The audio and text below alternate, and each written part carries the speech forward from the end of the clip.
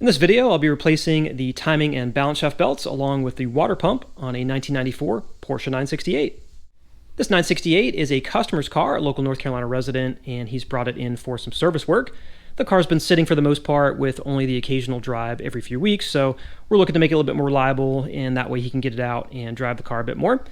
If you're doing just the timing and balance shaft belt service on a 968, you could probably get it done in about 6 to 7 hours. In this case, with the water pump and draining and refilling the coolant, we're looking at about 8 or 9 hours of work.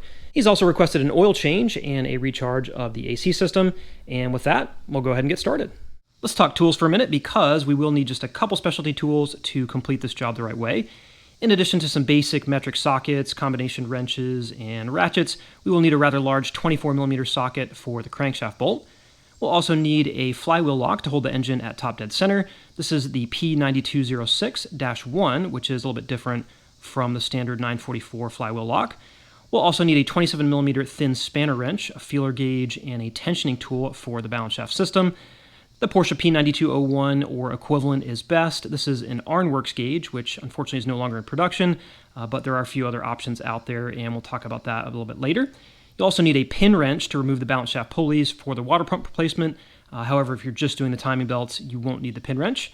In addition, we'll need either some pry bars or gear pullers to remove the crankshaft pulleys from the crankshaft, and finally a torque wrench for reassembly. The first thing we'll do is raise the vehicle on jack stands or ramps, as we'll be working above and below the car to remove the starter and a number of other components at the front of the engine. With the car raised, we can go ahead and disconnect the battery negative cable to prevent grounding out the starter cable connections during removal. Below the car, at the base of the clutch housing, we'll find the starter, and this is where we'll disconnect the two electrical terminals using a 13mm and a 10mm wrench. The starter is secured by an M10 bolt on the left and an M10 nut and bolt on the right that can be removed with a 17mm wrench or socket. With the bolts removed, the starter can be lowered and set aside. Later on, we'll be installing the flywheel lock at this location. Under the front of the car, you should find the engine tray if it's installed. In this case, this car is missing the engine tray, but there are a number of screws and bolts along the front and rear of the cover that can be removed in order to remove the tray. Next, we'll remove the accessory belts by releasing the tensioning turnbuckles or adjustment arms for the power steering pump and the AC compressor. We'll start by loosening the hardware for each mounting point. The power steering pump has 13mm connections at the front and rear of the mounting bracket and at the connection points for the arm. With these loosened up, we can break free the jam nuts on the turnbuckle with two 13mm spanners, and then the arm can be released. The same goes for the AC compressor, which again has two connections up top, a 17mm bolt in front and a 13mm bolt in the rear, along with a 17mm on the right and a 13mm on the left of the arm. Here we can release the turnbuckle by loosening the two 17mm jam nuts, and with the belt tension released, both belts can be removed from the engine. Back up top, we can begin removing the air filter housing. If you're working on a 1992 or 1993 model year with the engine covers installed, you'll have to remove the front cover by releasing the clips. Next, start releasing the spring clips around the edge of the filter housing, along with the two clips connecting the mass airflow sensor. With the clips released, the cover can be removed from the housing, followed by the air filter. We'll also be removing the lower housing and the center support bar, where there are three 10mm bolts securing the brackets on one side and two 10mm bolts on the other side. Remove the two Phillips head screws holding the air duct in place and push the plastic duct down into the bumper cavity. There's a rubber bushing at the back corner of the housing that can be pushed out of the support bar from below, and then the lower housing can be removed. Finally, disconnect the omega clip securing the coolant line to the back of the bar, and the support bar can be lifted away. From here, we can remove the cooling fan assembly by removing the three 10mm screws along the top and the bottom of the plastic shroud. We'll also need to disconnect the electrical connectors from each fan motor, and you may have to cut some zip ties on the wiring harnesses and disconnect some omega clips if they're still intact. With the screws removed and the wiring harnesses disconnected and set aside, the fan assembly can be removed from below. Next, we'll remove the front belt covers to reveal the timing and balance shaft belts. The covers are secured by a number of 10mm bolts around the perimeter, with some up top, some down below, and a couple hidden down below the water pump. With all the bolts removed, the covers will come off in two sections, upper and lower. Now we'll disconnect the spark plug cables and remove the distributor cap and cam gear cover, but first we should mark the position of the plug leads. There's normally a yellow ignition sequence sticker placed on the distributor cap. In this case it's missing, but it looks like this, with the cable routing displayed in the lower left corner as 3124. On the distributor cap, the cables are positioned as 3124 from top to bottom. You can see that the connections for cylinders 1 and 2 stick out a bit further than 3 and 4, which matches the diagram. The problem is you can't really see which cylinder each cable routes to because they're hidden under the Porsche script cover. So if they're not marked, we'd have to remove the cover to confirm the cylinder routing. With the cables marked, they can be pulled straight off the distributor cap, and once they're disconnected, we can remove the distributor cap and gear cover as one unit. The cover is secured by 3 10mm bolts, one up top and 2 down below. It helps to wiggle the cover back and forth while pulling it forward for removal. At this point, we can set the engine to top dead center by rotating the crankshaft in a clockwise direction using a 24mm socket and a long ratchet. As the engine turns, we'll use the timing marks on the camshaft gear as a guide. Assuming the ignition timing is set correctly, the engine should be at top dead center for the compression stroke on cylinder 1 when the notch on the cam gear aligns with the notch on the rear of the cover. As the marks get closer together, we'll move down below the car to check the crankshaft timing marks. Located at the base of the clutch housing facing the engine is a cover plate with a rubber plug, and removing the plug will reveal a sight hole for the timing marks on the flywheel. Through this window, we should initially see a set of 3 arrow marks pass by, followed by 3 vertical lines.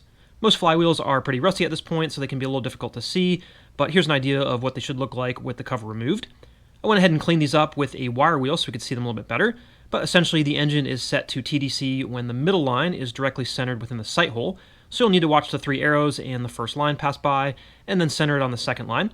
From here we can install the flywheel lock in place of the starter, where the end slides into a cylindrical cavity inside the clutch housing, and then the M10 bolts can be installed to lock it down. With the engine set to TDC and the flywheel lock installed, we can confirm the other timing marks on the front of the engine. In this case, the camshaft timing marks are well aligned, as well as the upper balance shaft timing marks, but the lower balance shaft timing marks are way off. Here we're looking for a notch at the back of the pulley to align with the plastic tab on the belt cover, and the notch is almost off by 180 degrees here. While not as critical as the camshaft belt, this can cause excessive engine vibration, so we'll ensure this is set correctly during reassembly. Now that the flywheel lock is installed, we can begin removing the belts. We'll start by removing the crankshaft bolt using the 24mm socket, a breaker bar, and a long extension. This bolt is torqued to 155 foot-pounds, and they can get pretty oxidized over the years, but they can be broken free with the right leverage. With the bolt removed, the power steering pump pulley should come right out. Next, we'll remove the balance shaft belt pulley and the AC alternator pulley as one assembly using a pry bar or a gear puller.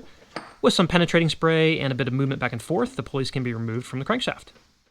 From here, we'll remove the balance shaft belt by releasing the tensioner using a thin 27mm spanner to apply counter leverage and hold the tensioner fitting in place while loosening the lock nut with a 17mm wrench. Once the tensioner is loosened, it can be turned counterclockwise to release tension on the belt. Next, we'll release the idler roller in the same way using the 27mm spanner and a 17mm wrench. And again, with the nut loosened, the idler can be rotated to provide clearance for removal of the balance shaft belt. Taking a look at the timing belt system, we have a timing belt tensioner, which is a hydraulic tensioner unit, and this applies force to the tensioning arm to apply proper tension to the belt. The belt runs under the tensioning roller, over the water pump pulley, around the cam gear, and back down to the crankshaft. Also in the system, we have a water pump guide plate and an idler roller to smooth out the system.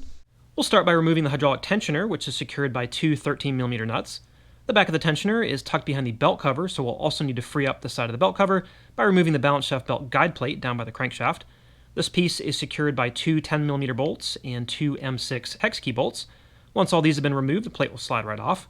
With the guide plate removed and the tensioner nuts and washers removed, we can use a 17mm socket and ratchet on the nut for the tensioning roller to push the arm towards the right side of the car, with just enough force to create a little space to pull the tensioner off the engine block. Some pry bar work behind the tensioner will get things moving. Now we can release the belt tension and remove the water pump guide plate. This piece is secured by 2 10mm nuts, and after removal, the plate slides straight off. Next, remove the 17mm bolt from the idler roller and remove the roller from the water pump. Finally, we'll need to remove the tensioning arm to extract the timing belt. The base of the arm sits on a bearing pin, and it's locked down by a circlip and a shim. First, remove the circlip. If yours breaks like this one did, a new one can be found under part number 900-041-02301. Next, hit the pin and sleeve with some penetrating spray and get ready to fight the arm off the engine block. If you wiggle the arm back and forth while pulling it forward, it will slowly work its way off the pin. Once you've wiggled it side to side for a long time, proceed to wiggle it even longer. If you stop and check, you should notice that you've made some progress and the arm is slowly sliding off the pin. Keep wiggling it some more and eventually the arm can be removed. With the arm off, you should find 2 O-rings on the bearing pin. If they're damaged or completely missing, like they were on this car, new ones can be found under part number 999-707-07840. We're also missing the shim for the back of the arm, part number 900-234-18202. With that out of the way, we can now pull the timing belt off the camshaft and crankshaft pulleys and away from the engine. If you're just replacing the timing and balance shaft belts, you can move forward with the reinstallation from here. In this case, we'll be replacing the water pump as well, which requires the rear belt cover to be removed. To do so, we'll need to remove a few more things first, starting with the balance shaft belt idler and the tensioning rollers. Here we'll remove the lock nuts and washers, and then the rollers will slide right off. Next, we'll use the balance shaft pin wrench to hold the upper balance shaft pulley in place while loosening the 17mm retaining bolt. After the retaining bolt and flange have been removed, we'll slide the shaft pulley straight off the balance shaft. You may need to apply a small pry bar behind the sprocket to get it started. Repeat this same process for the lower balance shaft and remove the lower pulley. The rear timing belt cover can now be removed by releasing the 10mm bolts holding it to the engine block, for which there are 2 up by the camshaft pulley and 1 down below at the center of the cover. As a side note, the rear belt cover will need to be removed when replacing the water pump, the front crankshaft oil seal, and the front balance shaft oil seals. To remove the water pump, we'll need to drain the coolant system. There should be a blue drain plug located on the lower left corner of the radiator that can be removed with a Phillips head screwdriver. For whatever reason, this car has the earlier style black drain plug installed. Set out some catch pans below the radiator and get ready to make a mess. I like to raise the right side of the car a little so that the coolant flows in one direction rather than all along the base of the lower support bracket. Next, remove the drain plug. Releasing the cap on the coolant expansion tank will increase the flow rate. Once the flow is stopped, reinstall the drain plug. Avoid over-tightening the plug at risk of snapping the head off the fitting. With most of the coolant drained from the system, we'll now disconnect the 3 coolant lines from the water pump by removing the ring clamps. Be prepared for a little more coolant to fall out. The water pump is secured to the engine block by 11 10mm fasteners, a variety of bolts and nuts. These studs are known to snap with age, so if the nuts look oxidized, it's a good idea to use a wire brush and some penetrating spray to clean up the threads for removal. Once all the fasteners have been removed, the water pump can be pulled off the engine. A pry bar can be applied behind the tab at the top of the pump to break it free. Once it's loose, pull it off the studs and tilt it to the side to slide it out from behind the wiring harness for the oil pressure and oil level sending units. Watch out for some more coolant to drain out. With the water pump removed, we can see some remnants of the dried gasket material stuck to the mating surface on the engine block. We'll want to make sure this is scraped off and cleaned with a plastic scouring pad for a nice smooth surface during reassembly. Here's a look at the new parts going on the car, and of course we have a new water pump. This is a Lasso brand pump, a good quality option made in Germany. It comes with a new plastic flange and connector for the coolant line from the reservoir, a new O-ring, and some bolts. We've also got a new water pump gasket, some Continental timing and balance shaft belts, and a couple gallons of coolant for the refill. As for the missing parts, we'll be replacing the shim and O-rings on the tensioner arm bearing pin, along with the new circlip to replace the broken one.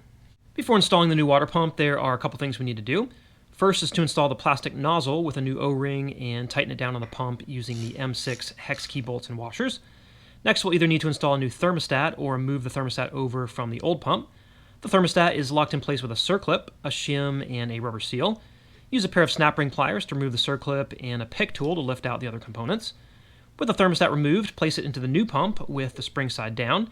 Install the rubber seal, followed by the shim, and make sure everything is fully seated so that the groove for the circlip is visible.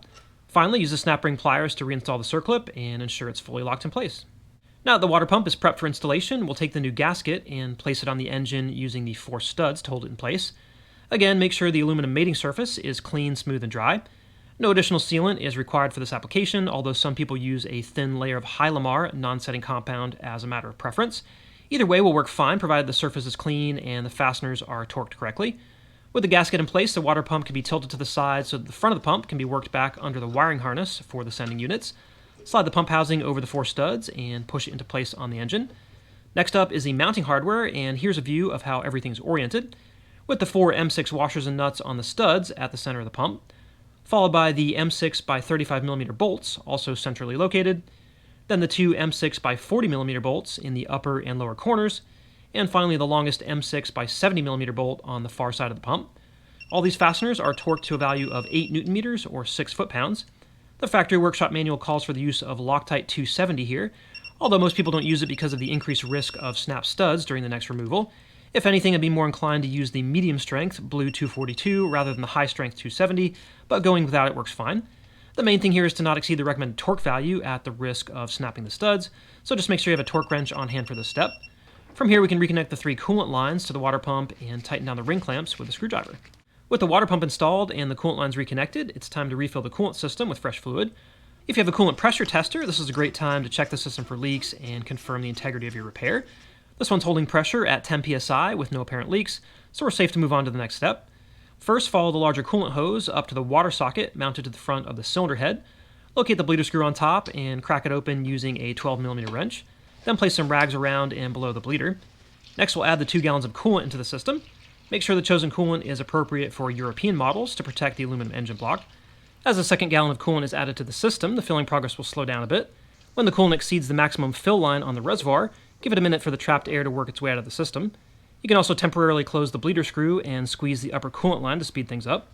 Continue to refill the system until a steady stream of coolant pours out of the bleeder hole, and then tighten down the screw. Once the engine is rebuilt and running, we'll vent the system a bit more. We'll now continue in the reverse of removal by reinstalling the rear belt cover to the front of the engine. Secure it using the 2 10mm bolts up top by the cam gear and the one below at the center of the cover. Next, reinstall the timing belt idler roller to the water pump and torque the 17mm bolt to 45 Nm or 33 foot-pounds. It's now time to reinstall the balance shaft pulleys to the front of the upper and lower balance shafts. As you look at the front of the balance shaft pulleys, you'll see 2 slotted grooves in the bore, where one is marked with the letter O and the other is unmarked. For the upper balance shaft, the groove stamped with the O is installed over the woodruff key at the front of the shaft. The unmarked groove is for the tab on the back of the flange plate. Push the pulley into place on the shaft as indicated with the O aligned with the key. Next, install the flange into the other groove, thread on the 17mm bolt, and using the pin wrench and a socket, torque the bolt down to 45 Nm or 33 foot-pounds. For the lower balance shaft, the slotted grooves are reversed, so the unmarked groove on the pulley is placed over the woodruff key, and the groove stamped with the letter O is for the tab on the flange plate.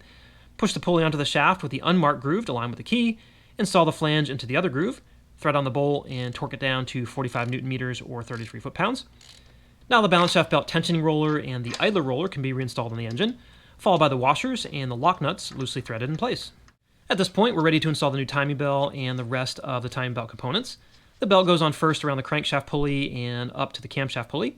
During installation, pull the belt slack tight along the upper span. You may find the position of the camshaft pulley has shifted since the old timing belt was removed, and if that's the case, the ignition rotor can be removed by unscrewing the 3 bolts with a 4mm hex key.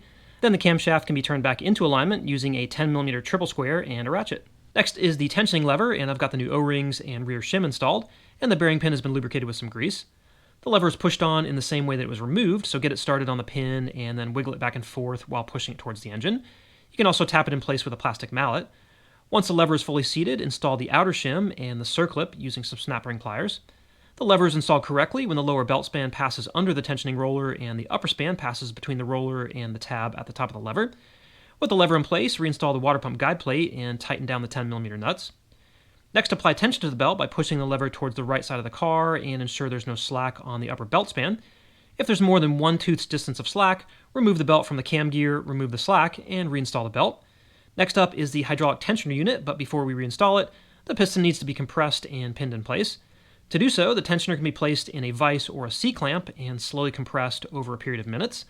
The raised section at the back of the tensioner should not have direct pressure applied, so use an 18mm socket over the end to apply force to the outer housing. Slowly compress the tensioner until it firms up. Let it rest for a bit and then compress it some more. Repeat this process until the pinhole at the top of the shaft aligns with the hole at the top of the housing. Then lock it in place by inserting a nail or a metal pin through the holes. The tensioner is now ready for installation. Next, pull the side of the belt cover forward and push the hydraulic tensioner into position on the engine over the 2 mounting studs and install the washers and 13mm nuts to a torque value of 20 Nm or 15 foot-pounds.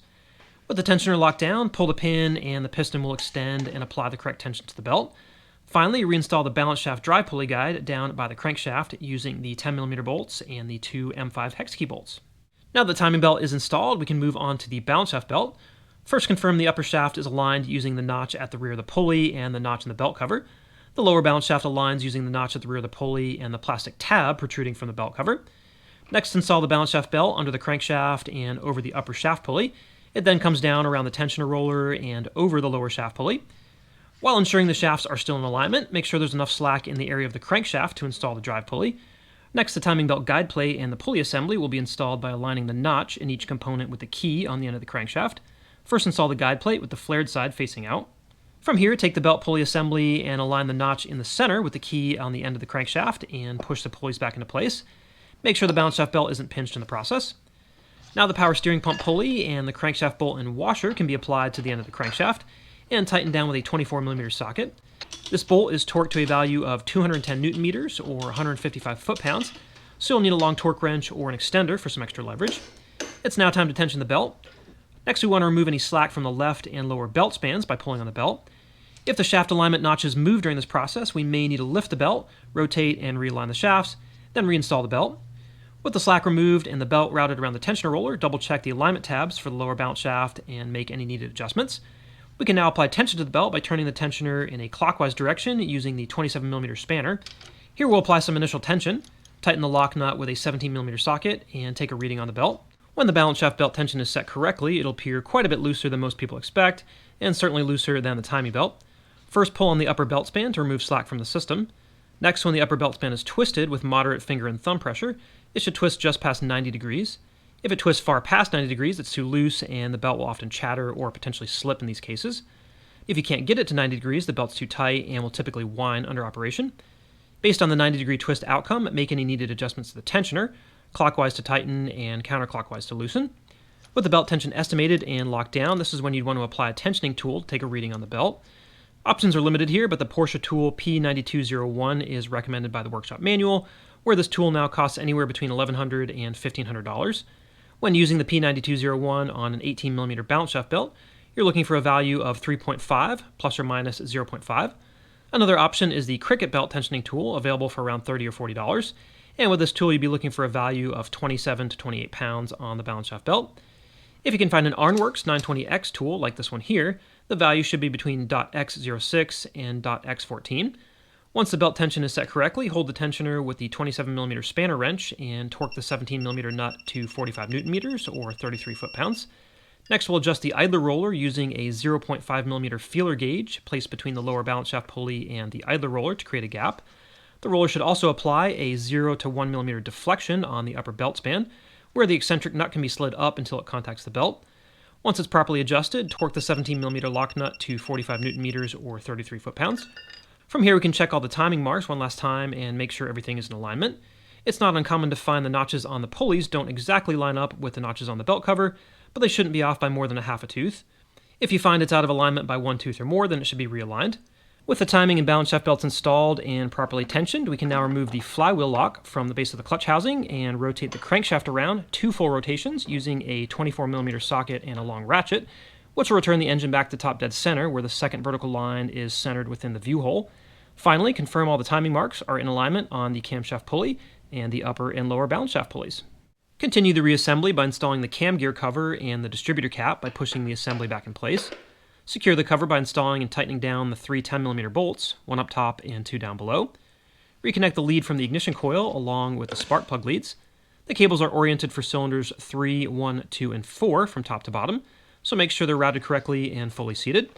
From here, the plastic front belt covers can be reinstalled on the engine using the 10mm bolts. Start by installing the lower section, and once that piece is bolted down, install the upper section. Next up is the cooling fan assembly, which is installed from below the car by lifting it back into position on the radiator. Install the 3 10mm screws along the top and bottom of the plastic fan shroud to secure the assembly. Reconnect the electrical connectors to each fan motor. Install some zip ties around the wiring harness and the plastic support arms, and reconnect the omega clips along the bottom. Back up top, we can reinstall the support bar for the air filter housing. This bar features 2 rubber grommets that act as radiator mounts, so ensure these are seated between the notches on the upper left and right corners of the radiator. Install the 2 10mm bolts on the left side and connect the omega clip for the coolant line to the support tab on the back of the bar. From here, we can move the lower air filter housing back into position over the bar, push the bushing at the back corner of the housing through the hole on the support bar, and then install the 3 10mm bolts on the right side to secure the brackets. Pull the plastic air duct from the bumper cavity and install the 2 Phillips head screws. Next, install the air filter into the housing and push the upper section into place on the mass airflow sensor. Lock it down using the 2 clips, and push all the spring clips back in place around the edge of the housing. Finally, reinstall the engine compartment cover if so equipped. Below the car, we can reinstall the AC and alternator ribbed belt over the pulleys and apply some tension by twisting the turnbuckle. This belt should be set at an upward deflection point of about 2 millimeters with moderate thumb pressure on the lower span. With the tension set, lock down the 17mm jam nuts on the adjustment rod, along with the 13mm and 17mm bolts on the front, followed by the 17mm and 13mm bolts on the front and rear of the AC compressor. Next, install the power steering pump V-belt over the pulleys and apply tension by turning the rod. This belt should be set to a deflection point of about 5 millimeters when moderate thumb pressure is applied to the lower span. Once it's set correctly, tighten down the 13mm jam nuts, along with the hardware on each side of the rod. Finally, the 2 13mm nuts located at the front and rear of the power steering pump mount. Under the front of the car, reinstall the engine tray, if so equipped, using the 10mm bolts along the front and rear of the cover. Next, the starter can be reinstalled at the base of the clutch housing by pushing it back into position. Secure it using the 17mm bolt and the 17mm nut and bolt fasteners on each side. Then reconnect the two larger electrical terminals using the 13mm nut and the smaller terminal using the 10mm nut. Back up top, reconnect the battery negative terminal and tighten it down. The last thing we'll do is start the engine and let it run up to temperature so that the coolant system can be bled of air. Let the engine run with the heat on until either the cooling fans turn on or the temperature gauge reads between the second and third indicators. Next, turn the engine off and open the bleeder valve using a 12mm wrench to release any air trapped in the system. When the coolant starts to flow, close it back down. Repeat this process 1 to 2 times until a steady stream of coolant flows from the valve, and top up the coolant level as necessary. And with that, you'll have successfully replaced the water pump, timing belt, and balance shaft belt on a Porsche 968.